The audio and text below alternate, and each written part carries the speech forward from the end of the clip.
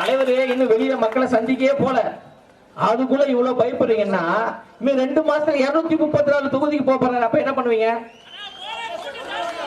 எல்லாம் தூக்க மாத்திரை போட்டு தூங்கிடுவீங்களா? எங்க தலைவரை நீங்க எதிர்கொண்டுதானே ஆகணும். எங்க தலைவர் அவர்கள் பேசுவதை நீங்கள் கேட்டுக்கொண்டுதானே ஆகணும். எங்க தலைவர் கேட்கக்கூடிய கேள்விக்கு நீங்கள் பதில் சொல்லிதானே ஆகணும். அவர் ஒரு நியாயமான ஒரு தலைவருங்க. உண்மையிலேயே இப்படி ஒரு இடத்துல யாராவது ஒருத்தர் இருந்தாங்கன்னா இன்னும் 10 ஆண்டுக்கு அவர் தாங்க சினிமால நம்பர் 1. 300 கோடி இல்ல 400 கோடி சம்பளம் கேட்டாலும் கொடுப்பதற்கு தயாரிப்பாளர்கள் லைன்ல நிற்கிறாங்க. அதெல்லாம் எனக்கு வேணாங்க. தமிழ்நாட்டு மக்களுக்கு நான் உதவி செய்யணும். நான் இவ்வளவு தூரம் உயரத்துக்கு வருவதற்கு காரணம் தமிழ்நாட்டு மக்களும் இங்க இருக்கின்ற பெண்களும் தான் காரணம். அவர்களுக்கு நான் திருப்பி செய்யணும். தன்னார்வ அமைப்பாக பல உதவிகளை செஞ்சிட்டேன்.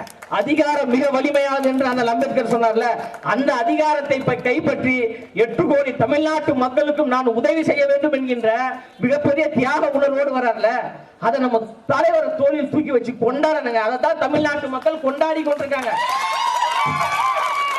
சும்மாதான் தலைவரை கொண்டாடல, தன் பின்னாடி திரண்ட லட்சக்கணக்கான ரசிகர்களை வெறும் ரசிகர்களாக சுயநலத்திற்காக தலைவர் பயன்படுத்தவில்லை.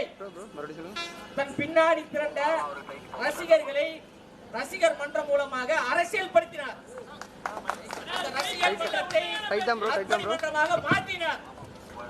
அந்த நற்பணி மன்றத்தை மக்கள் இயக்கமாக மாற்றினார். அந்த மக்கள் இயக்கத்தை தமிழக வெற்றி கழகமாக பரிணாமம் அடைந்து வந்திருக்கு. அவ்வளவுதான்.